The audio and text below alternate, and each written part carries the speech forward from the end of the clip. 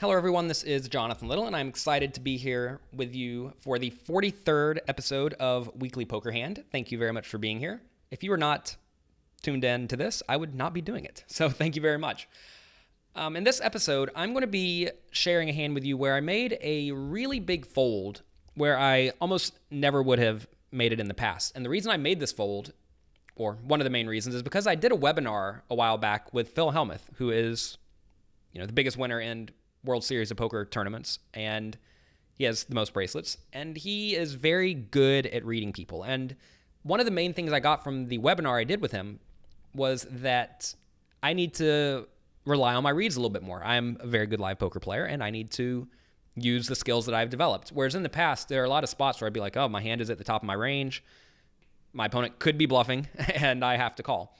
So this hand is going to illustrate that really clearly, that I am starting to trust my reads, and I've had pretty good results ever since then. Also, if you want to get a free 26-minute preview of that webinar I did with Phil Hellmuth, check out jonathanlittlepoker.com/WSOPE, all lowercase. So be sure to check that out. So this hand is from a tournament in Australia I played a while back. And I have pocket queens with 8,000 chips, which is 80 big blinds. We're playing 50, 100 in third position. So I raised to 250. A splashy guy calls in the low jack seat. 40-year-old guy calls the button. And a tight kid in the big blind decides to re-raise to 850 out of his 6,000 stack.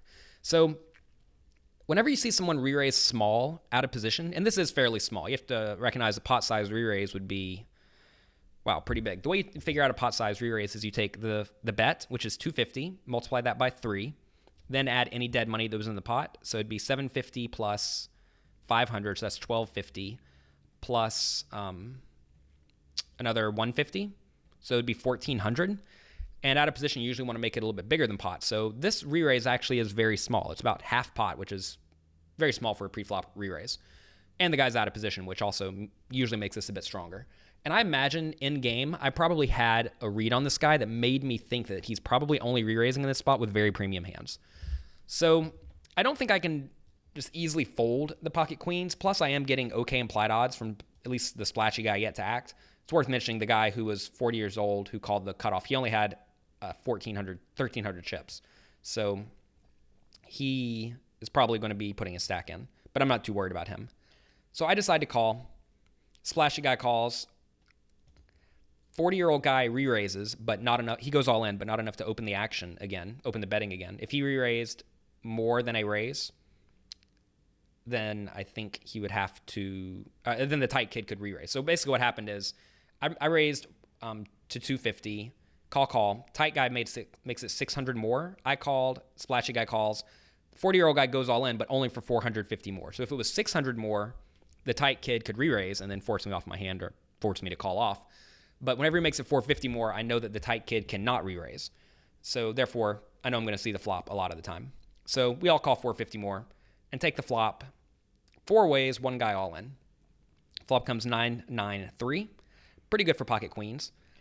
And the tight kid bets 850 again. So 850 into the 5,200 chip pot. And at this point, I don't think I can just cleanly say that this guy has exactly aces or kings. I think that's pretty difficult. The splashy guy behind me could have a 9, but that's going to be pretty rare. So just looking at this spot, I think I need to call if I was playing this hand completely blind, not looking at my opponent. But I imagine in real time, I felt absolutely sick about this and almost wanted to fold. And I feel like if I was playing 100% perfectly and 100% trusting my reads, I would have folded here. But this is still probably the online poker player mentality in me of, well, how are you folding this hand? If you're folding this hand, you're folding everything. And that's actually true. And you have to be very careful to not get exploited. So if I don't know anything about my opponent, I just cannot fold here. But I do know something about my opponent, and I do know that he's playing his hand in an extraordinarily strong manner. So I think I actually should consider folding this. But getting amazing pot odds, it's never that bad to call. Plus, your opponent could just have ace-king and think he has the nuts, or pocket jacks and think he has the nuts. So turns of 5, splashy guy folded. Turns of 5, opponent goes all in for 3,800 into the 7,000 pot. And at this point, I was fairly convinced he had a hand that he thought was good. So if my opponent thinks his hand is good and he thought it was really good pre-flop to the point where he doesn't want his opponents to fold, I mean, most people try to re-raise a little bit larger to get people to fold when they have ace, king, or jacks, or tens. So that means my opponent has aces, kings, or queens most likely. And obviously I have 2 queens, so it means I'm chopping with queens and losing to aces and kings. So unless he is getting ridiculously out of line, I think I need to fold. And I think in the past, I'm pretty much never folding this. And against a generic opponent, I'm never folding this. But I've really been trying to pay attention at the poker table and have been focusing on trusting my reads. So I made the fold and saved 3,800 chips. And sure enough, the tight kid did have pocket kings, and he scooped a very big pot.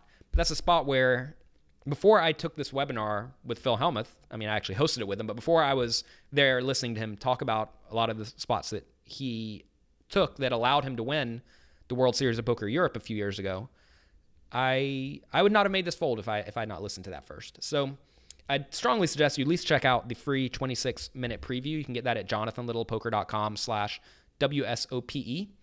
There'll be a link to it somewhere near this podcast as well. And check it out. I think it's a very educational webinar, and I've learned a lot, and it's saved me a lot of money and also made me a lot of money, because a penny saved is indeed a penny earned in poker.